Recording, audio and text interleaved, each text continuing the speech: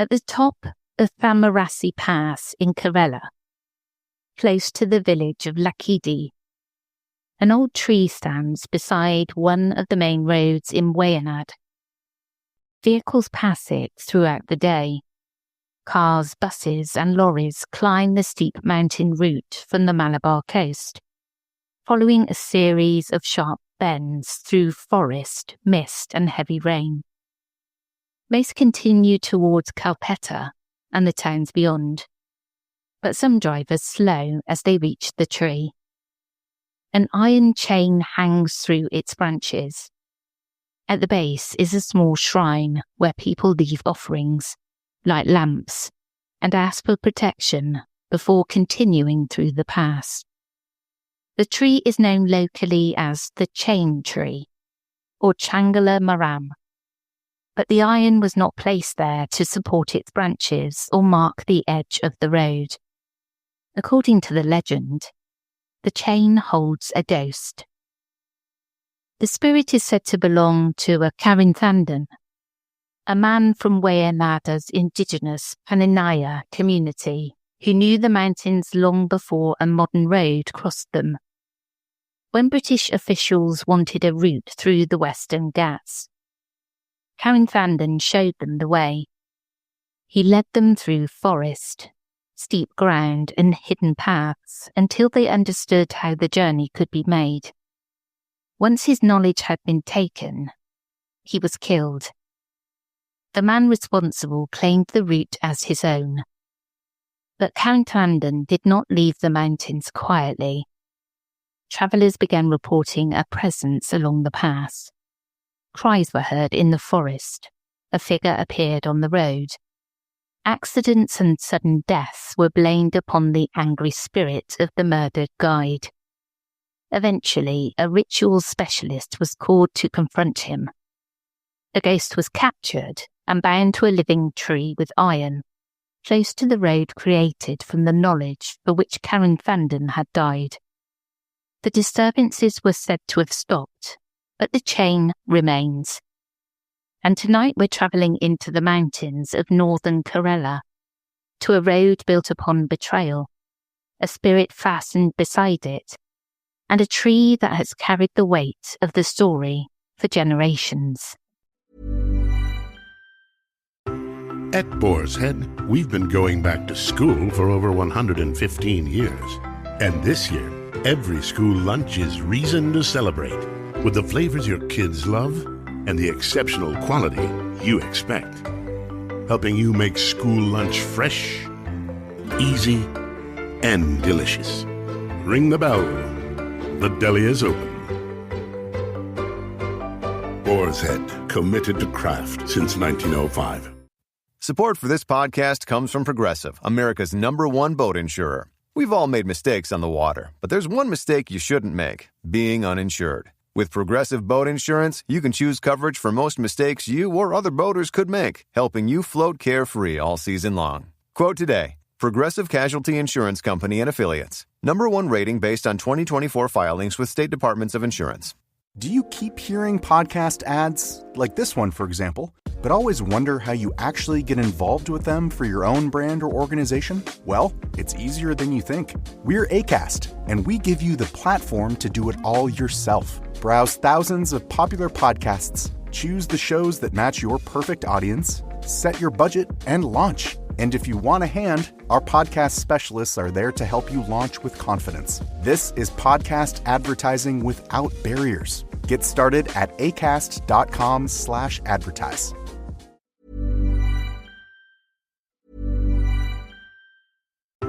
At Boar's Head, we've been going back to school for over 115 years. And this year, every school lunch is reason to celebrate with the flavors your kids love and the exceptional quality you expect. Helping you make school lunch fresh, easy, and delicious. Ring the bell. The deli is open. Boar's Head, committed to craft since 1905. Support for this podcast comes from Progressive, America's #1 boat insurer. We've all made mistakes on the water, but there's one mistake you shouldn't make: being uninsured. With Progressive Boat Insurance, you can choose coverage for most mistakes you or other boaters could make, helping you float carefree all season long. Quote today. Progressive Casualty Insurance Company and Affiliates. #1 rating based on 2024 filings with state departments of insurance.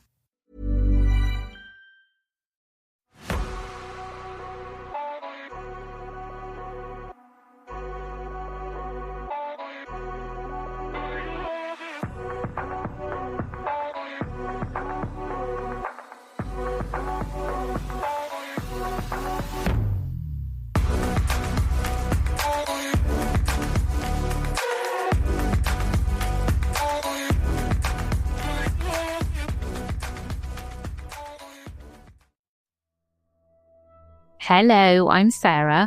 I'm Toby. And welcome to The Whispering Woods Haunted. In this episode, we are going to India. We are indeed. I'll get straight into it. Are you ready for the story?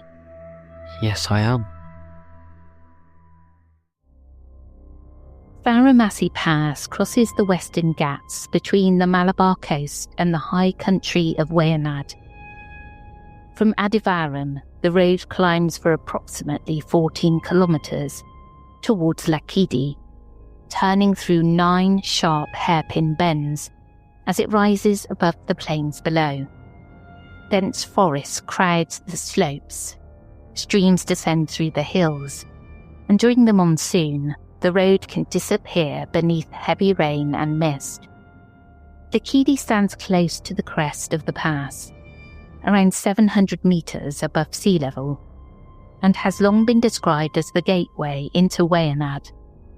Beyond it lie valleys, plantations and settlements, divided from the western coast by the mountains. Today the journey is made by following a surfaced highway. Vehicles climb steadily from one bend to the next, with barriers protecting the steepest drops and viewpoints opening across the lower country.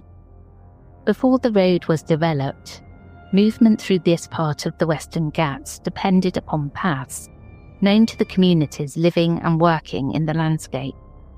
The mountains were not untravelled.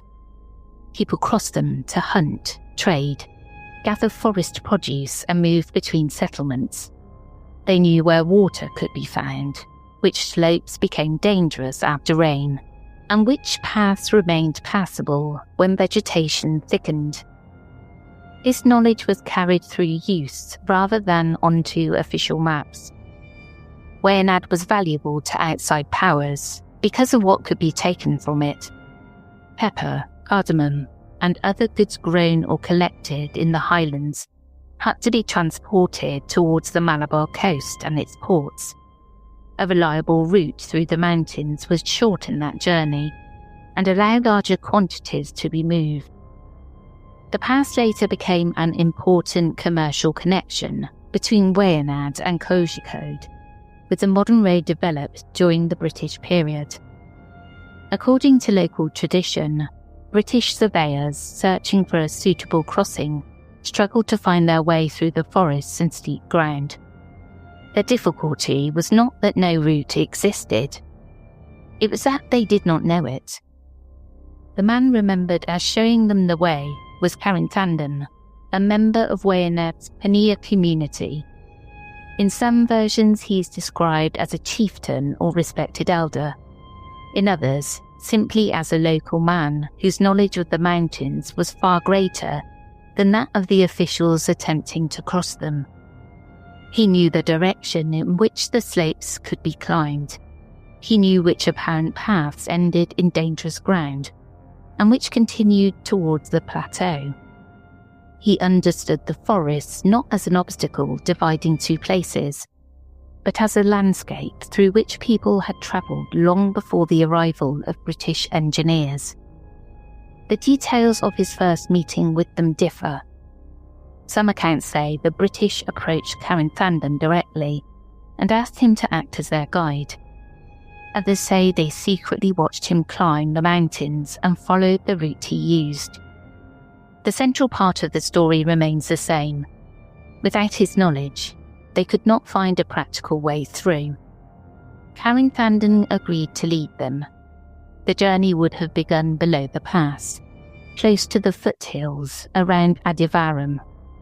From there, he took the party upwards through forest and broken ground, following a course that would eventually bring them close to Lakidi and the Wayanad Plateau. There was no chain tree beside the route then. There was no shrine, no memorial, and no public acknowledgement of the man guiding them through the mountains. There was only Karinthandan walking ahead, and the men following carefully behind him as he revealed the path they intended to make their own. The journey through the mountains gave the British party what they had been unable to obtain for themselves. Karinthandan showed them where the ascent could be made, where the ground remained stable, and how the plateau could be reached without becoming lost in the forest. Once the route had been followed successfully, it could be surveyed, widened, and later developed for regular traffic. Karinthandan had made himself essential to the discovery. According to the legend, that was also what placed him in danger. The British official leading the party understood that the route would bring recognition and reward. If it became known that a local guide had shown him the way, the achievement would not belong entirely to him.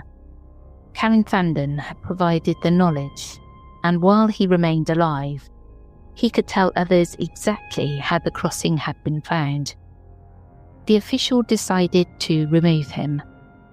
The oldest parts of the story do not preserve the man's name, and the exact manner of the killing changes between versions.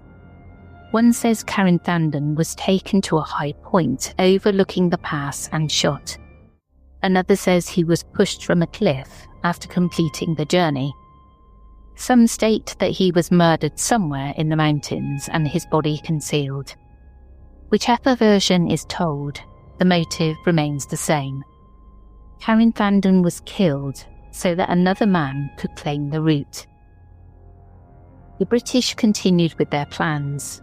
The knowledge he had given them became part of a road connecting Wayanad with the Malabar coast, while Karinthandan's name was left out of the official account. Soon after the killing, travellers using the mountain crossing began to report disturbances. At first there were sounds in the trees and along the slopes. Cries were heard where no person could be found. Some described a man calling out from the forest, while others heard sudden shouts close to the road, before the voice moved away into the darkness. The figure itself was seen later. Travellers reported a man appearing ahead of them on the pass, sometimes standing at the edge of the road and sometimes moving between the trees. Those who recognised the story believed they were seeing Karinthandan. He didn't appear as a quiet or distant ghost. The spirit was said to be angry. Animals became unsettled when approaching certain parts of the route. Travellers panicked without understanding why. People lost their footing, became disorientated, or suffered accidents on ground they had already crossed safely. As use of the pass increased, so did the number of stories. Some accounts say he attacked British travellers in particular. Others make no distinction. Anyone using the pass could encounter him. The road itself had become the place of the haunting. Karinthandan was not said to return to his home or appear among the people who had known him. He remained close to the crossing, following the bends and forest paths that connected the foothills with Wayanad. The same landscape that had made his knowledge valuable now concealed his ghost. The pass was already difficult. Now people believed that someone dead was moving through it. As the disturbances continued, the story reached those believed capable of dealing with spirits. Karinthandan had not left voluntarily, and ordinary prayers had not persuaded him to go. If the road was to be made safe, his ghost would have to be stopped.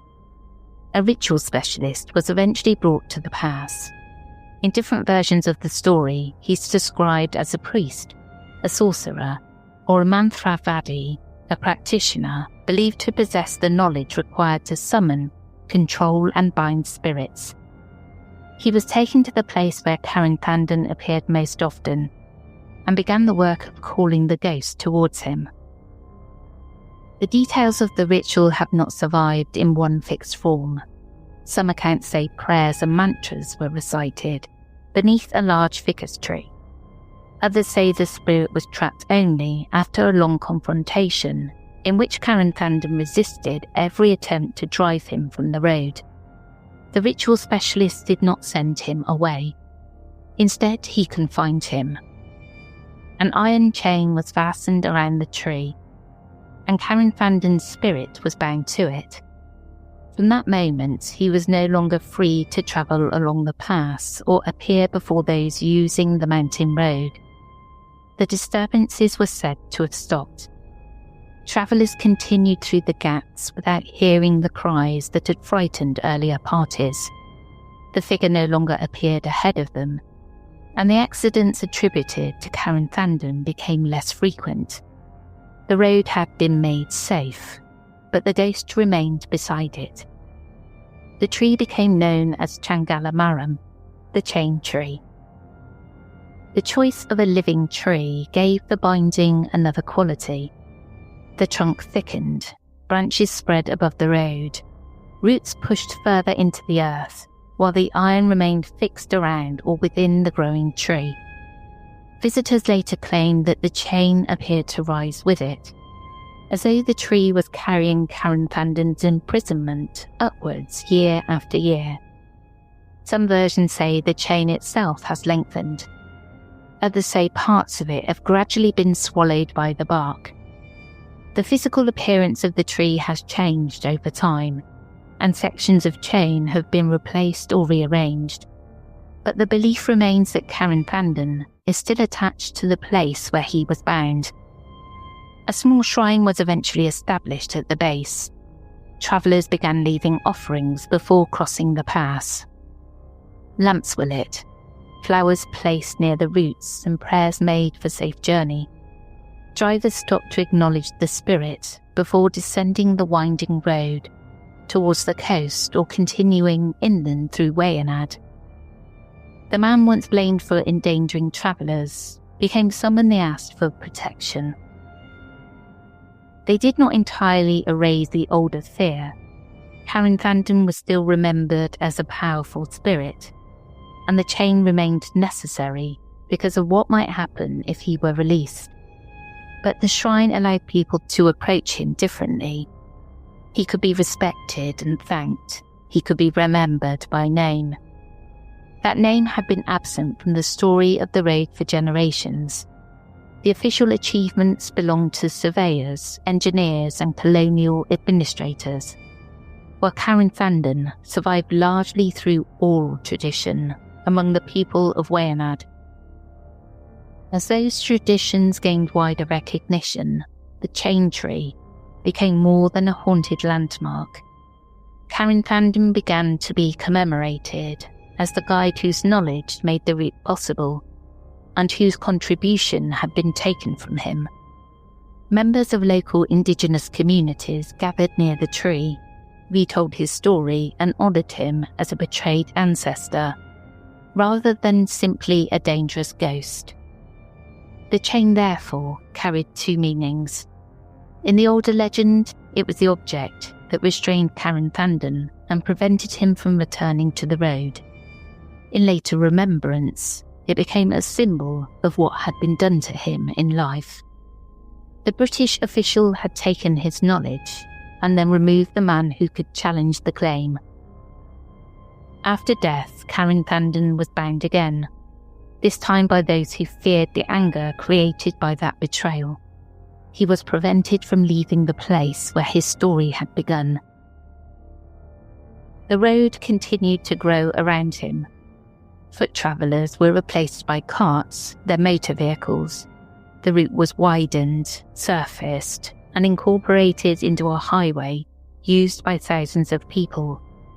New settlements developed, tourism expanded, and Lakidi became known as one of the principal gateways into Wayanad. Throughout those changes, the tree remained beside the pass. The forest around it was cut back, traffic increased, headlights replaced handheld flames. But the iron chain continued hanging through the branches, marking the place where the murdered guide was said to have been captured for a second time.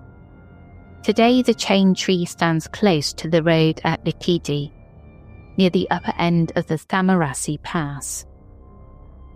The journey that once required a guide's knowledge can now be completed in a vehicle, following a busy mountain highway. Buses, lorries, cars and motorbikes pass throughout the day, climbing or descending the bends between the Western Ghats. The pass remains dangerous at times. Heavy monsoon rain can reduce visibility, loosen earth from the slopes and send water across the road. Mist settles quickly around Lakidi, obscuring the bends and the forest beyond them. Accidents still occur, although they are now attributed to traffic, weather, and difficult terrain, rather than to the spirit of Karinthandan. According to the legend, the chain prevents Karinthandan from travelling any further. The road did not share his fate. It continued beyond him, carrying goods, settlers and visitors through the mountains he had known long before they arrived. Karinthandan remained beside it, not forgotten, not entirely at rest, still bound to the route for which he died.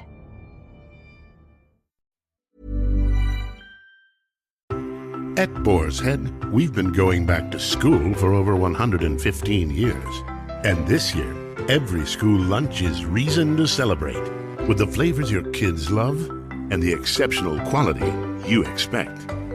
Helping you make school lunch fresh, easy, and delicious. Ring the bell. The deli is open. Boar's Head, committed to craft since 1905. Ever notice how life's best stories don't happen in your living room? They happen on the open road, out on the water, or parked under the stars. At Progressive, they get that you want to focus on the experience, not worry about the what-ifs. That's why they offer quality insurance designed for your ride, whether that's a boat, RV, or motorcycle. Adventure with confidence. Visit Progressive.com and see how easy it is to protect your favorite way to get away. Progressive Casualty Insurance Company and Affiliates. Not available in D.C. Prices vary based on how you buy. What a great story. I'd be after the British too. If one of them killed me, I'd be after them. Yeah. Wouldn't you? I'd be, well, if we ever go there, I'm leaving. We are British. Yeah, exactly. And I'd be after me if I did something like that. One of me did something like that. Yeah. If we ever went there, I'd be offering a massive offering. Yeah. Yeah? Chocolates, fruit, the works. Maybe a bit of smoking tobacco. I don't know. I'd be giving it all. Just please let me have safe passage. Yeah. Poor bloke. Bloody awful what people get up to, honestly. Yeah, It's just, bad. just because of their egos. Yeah. That's all it's about. Anyway, that's enough. Well, that's the end of this episode. I hope you enjoyed and we'll catch up with you again soon. We will indeed. We will catch you again tomorrow for the main episode. Take care, everyone. Goodbye.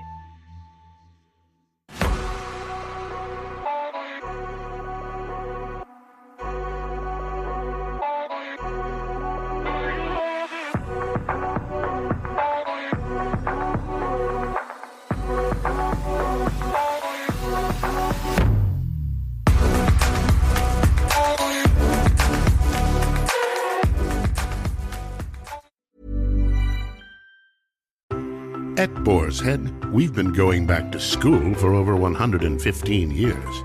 And this year, every school lunch is reason to celebrate with the flavors your kids love and the exceptional quality you expect. Helping you make school lunch fresh, easy, and delicious. Ring the bell. The deli is open.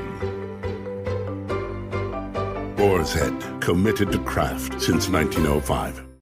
Support for this podcast comes from Progressive, America's #1 boat insurer. We've all made mistakes on the water, but there's one mistake you shouldn't make: being uninsured. With Progressive Boat Insurance, you can choose coverage for most mistakes you or other boaters could make, helping you float carefree all season long. Quote today. Progressive Casualty Insurance Company and Affiliates. #1 rating based on 2024 filings with state departments of insurance. Quick question. When was the last time a display ad changed your mind? Now think about the last time a friend told you about something they loved. Different feeling, right? That's how podcast advertising works. A host who's built real trust with their audience talks about your brand in their own words, in their own voice. It doesn't interrupt the experience. It's part of it. With Acast, you can access the world's largest podcast marketplace. Choose the right shows, the right audiences, the right format. Then watch the data tell you it worked. You're not buying impressions. You're buying influence. Learn more by visiting acast.com/advertise. The stories told on the Whispering Woods are inspired by historical records, witness reports, and local folklore. While every effort is made to research and represent events accurately, some details, names, and locations may differ from official accounts or have been changed out of respect for those involved. These episodes are created for storytelling and entertainment purposes and should not be considered definitive fact or investigative journalism.